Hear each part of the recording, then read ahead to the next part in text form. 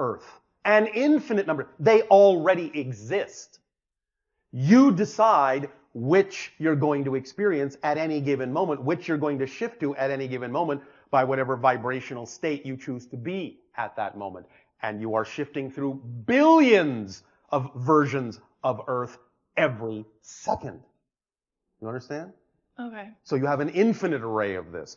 You may focus for a time, because of the theme you're exploring, on 1 or 2 or 4 or 8 or 16, but that doesn't mean that an infinite number don't exist already. Okay. So, Yes. all right. So, like one channeled message, or maybe a few of them, were saying, I mean, obviously, if there's infinite, it can be any, right? Yes, it can. And so one was saying something like, money won't be like what it is now. Like That's a high probability for the general path that most of you are choosing.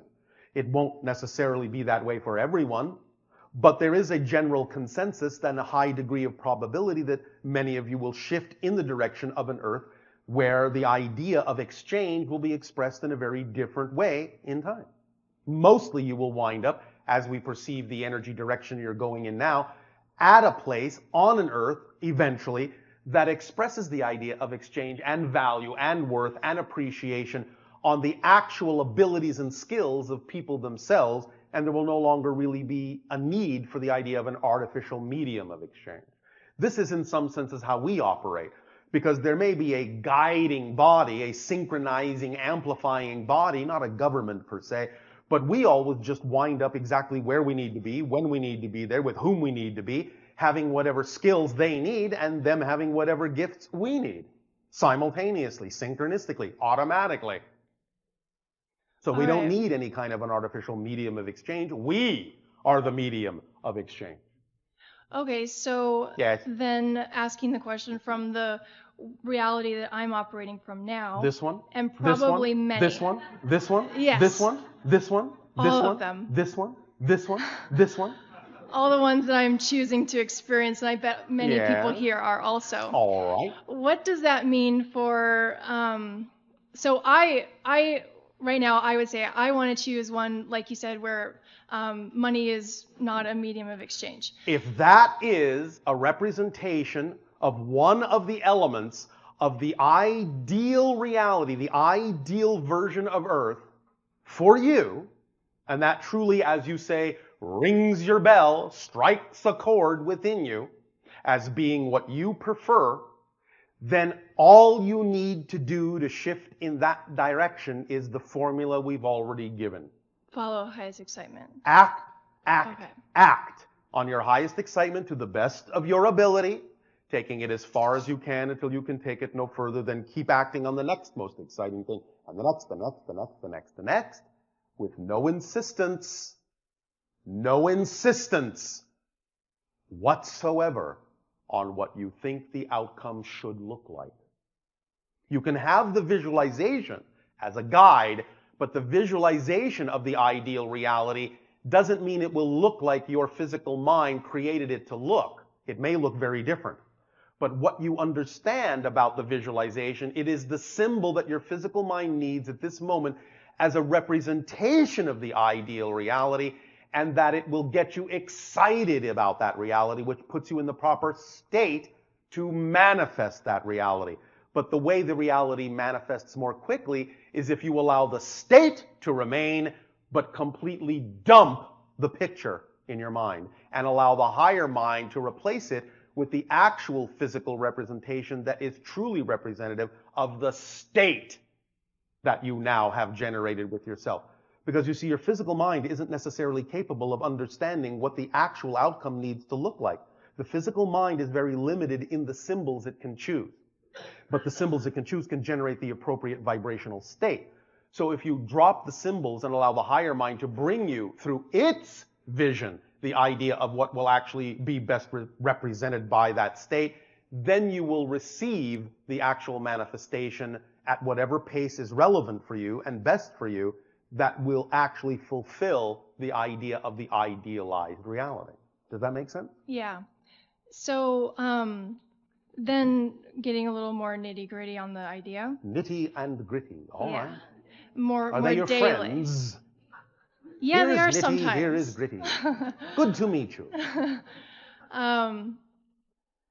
Then, so what does that mean? Because, What does what mean? well, okay, just let me ask you really quick. Yes.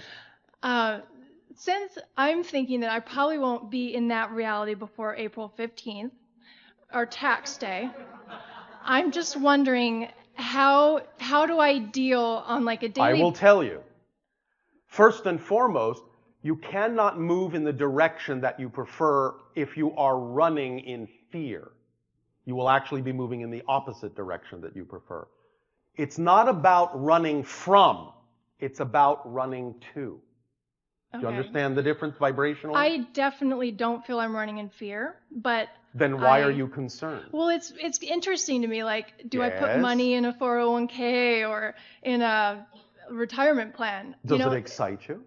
Well, it's not exciting, but it doesn't give me fear, but it just kind of contradicts what I would like to believe is we're getting all away from that and it won't even matter. But you're not getting away from it tomorrow. Right, or by April 15th. For most of you, probably not. However, why not look at it from the other point of view? Why would it matter if April 15th came around? Why would it matter? Tell me why it matters. Why are you singling that out as being of a matter for you? I guess because I would try to follow the federal government rules. Try? I'd try, yeah. Try. What is it that you would do on that day? Well, by Pay that, your taxes? Yeah, you have to put money into your accounts before that day. All right. And so, why does that matter that you need to do that? Well, it would matter if in the reality I was living before I got into all of these thoughts and ideas and stuff, Yes. it would definitely matter because they would say, oh, well, you won't have money when you retire and stuff like that. So why do you choose to believe in that? Well, I'm not sure I do, but You're not sure you do? Exactly. Or Like I'm you going don't? back and forth. I go back and forth. Why do you choose to go back and forth between what you prefer and what you don't? Because I haven't fully shifted into that reality where Why haven't you fully shifted into that reality? What's holding you back? Which is? Doubt is? A trust in something in a definition you don't prefer. So why are you trusting in a definition you don't prefer? Okay. What makes that definition seem like the one to trust in when you say you don't prefer to? You heard us talk about the thing called motivational mechanisms, yes? An attachment of belief systems to the mechanism of your motivation? Yeah. So what's the belief you have that allows you to keep choosing things you don't prefer, as opposed to the alternative, which you say you prefer, but don't choose? Okay. I'd still like my accounts to be full of number 9s, though. Yes, well, if they need to be, do you believe they can be? Totally. Well, then who cares what the date is? Okay. Well, I don't care about the date, but just the whole idea. The whole idea of what? Well, taxes and... All right. But again, the idea is you can do things about that. It is your society, right? I don't really have any excitement to do anything about it. I thought you were talking about the idea of doing something about it in some way, shape, or form. Only maybe on a personal level. So what? Okay. So I'm not sure what I would do. Are you the only person in your reality that gets taxed?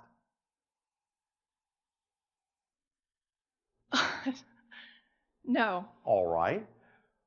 Why does not doing something on a larger scale also affect you personally? Why are you making a difference between a larger scale and a personal scale? Because I believe that I would have to do things that are no of interest to me, like get involved in politics or something like that. Why do you believe that? How do you know that's true for you? Well, it's never been an inspiration. So what you're saying is actually this. This is the bottom line that you're coming across with. Paying attention? Yes. Are you sure? I am. All right. I don't want to tax you.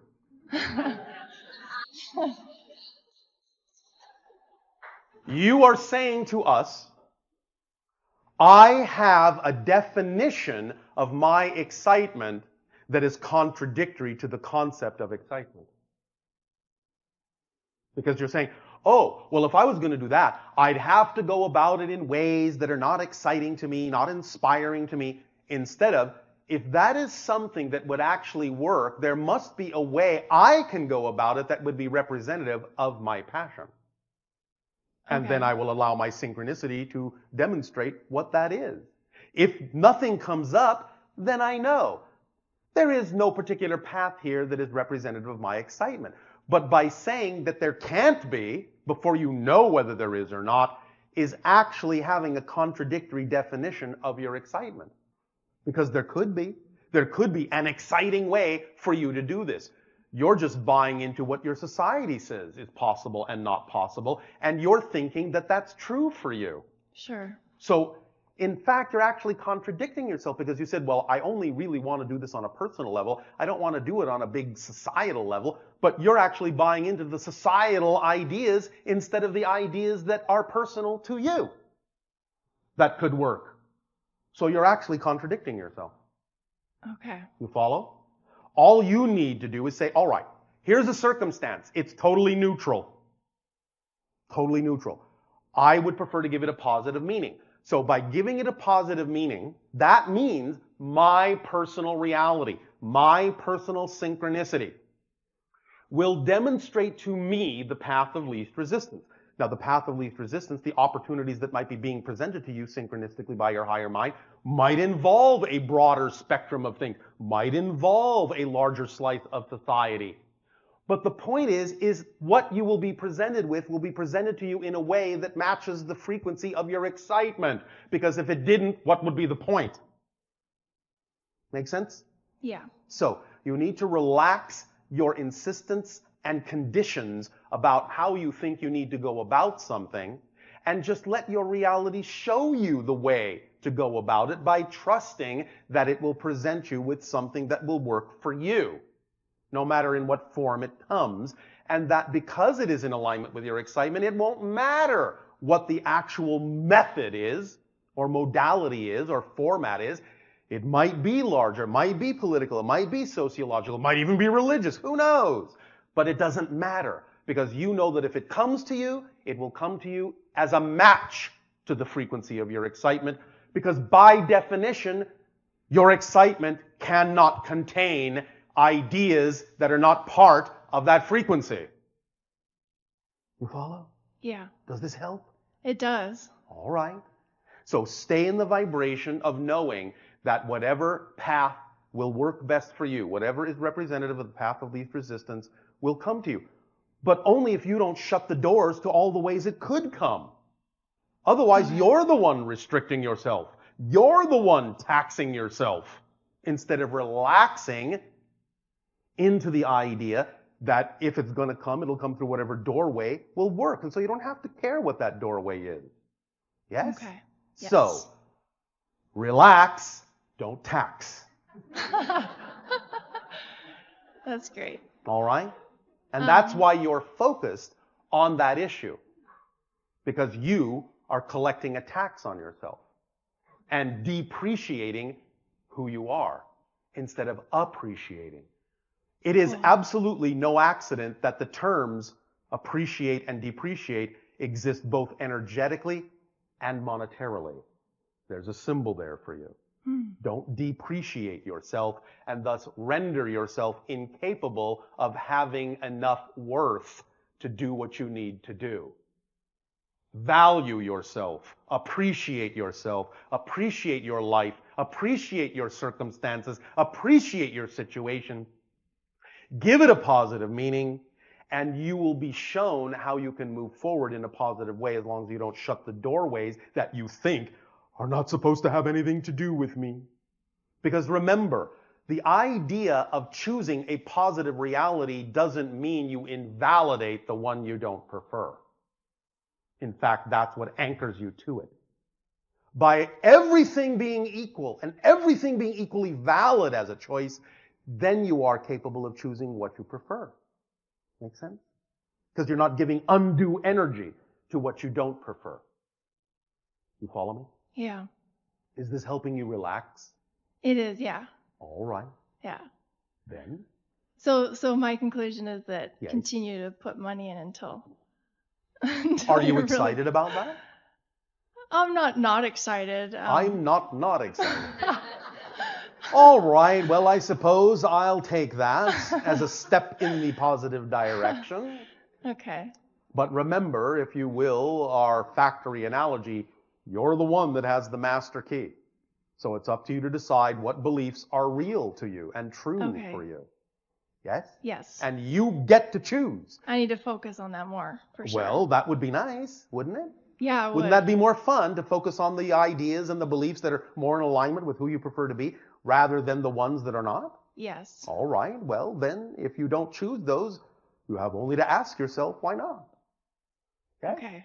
Really good. Does this help you? It does. Why, thank you. Oh, I've got one more. Oh, do you now? I do.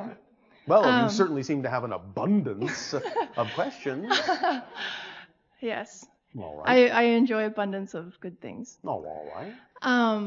Let's see. So again, there's like the idea that, as we go along in our, Would you like to begin again? yeah. Well, okay. So we're like each life we live, or however you want to say it, we would be increasing our vibrations or frequencies. You can look at that way and you can create that experience even though all lives exist simultaneously. Okay, so are we not, well, we're growing. Yes, right now. And In so the present. some, I don't know if it's necessarily just you, but like, different channels or different messages that are kind of along the same line, they would say like, we might be growing to like kind of returning to a oneness with, I don't know, like God or the universe. Well, or, in a sense, as we initially explained, you are becoming more aligned with the understanding that you are an aspect of all that is, yes. So it's just you would just become aligned with the understanding, or actually you like. You will experience that point of view. Okay. Eventually. When So it is relevant. Okay. So. Yes. So it's not like, I guess maybe what I was envisioning, like. What were you envisioning? I was envisioning like, well, as you like get absorbed back into one thing. You don't get absorbed into anything. Okay. Everything absorbs into you. You never lose your identity. Okay. You don't become absorbed into all that is. You realize you are all that is. Okay. That's the difference. The perspective that is you exists. The first law says that can never change. So any blending or alignment or so-called absorption with all that is has to happen from the perspective that is you. You can't lose it. Okay, that feels a lot better. Thank you. Okay. Help? Yeah, definitely. Thank you. Definitely. All right, move along. Okay.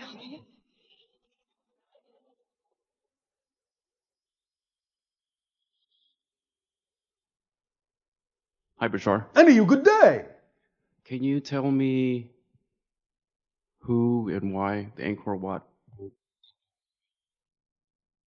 It was built by the ancient Khmer civilization on your planet, but it was built in conjunction with an understanding and a knowledge that was shared around your planet around that time of higher dimensional knowledge, connections, not only in what you would call your history to extraterrestrial sources, but also those who were trained to raise their vibration to the point where they could perceive the idea of how to exemplify certain frequencies in architectural structures and proportions and dynamics so as to create a kind of code and a kind of vibrational atmosphere and environment that would inspire the mind to rise, the vibrational frequency to rise, for people to become more and more and more remembrance of who they are. Thank you. Okay. I was wondering if I can bring out an object and you can tell me what it is. It would have been wise perhaps to show the object to the channel before the channeling so that there would be an imprint in the channel's mind we could access. It did. I gave Daryl one. All right. Describe the object. It's a Seashell. Yes. Seashell. I Yes. was wondering if you can tell A me. composite of seashells or a seashell? Seashells in the shape of a sacred geometric form. Yes, a multitude of seashells. Yes. And so, what about it? Well, I gave Daryl one, and I was wondering Yes. what And type so, of energetic signature. well, it probably had a lot to do with the sea. Which to us means there is a connection to the serious vibration to some degree. Although the idea of the cube is slightly something else. In that sense, to us, the vibration would be a connection peripherally to some degree to the serious vibration, but also that which is anchored into your physical dimensionality, rather than that which is purely representative of serious, which would have been, shall we say, more precisely represented as a sphere. Does that make sense? Yes. All right. Does that answer your question? Yes. Anything else? All right. Thank you.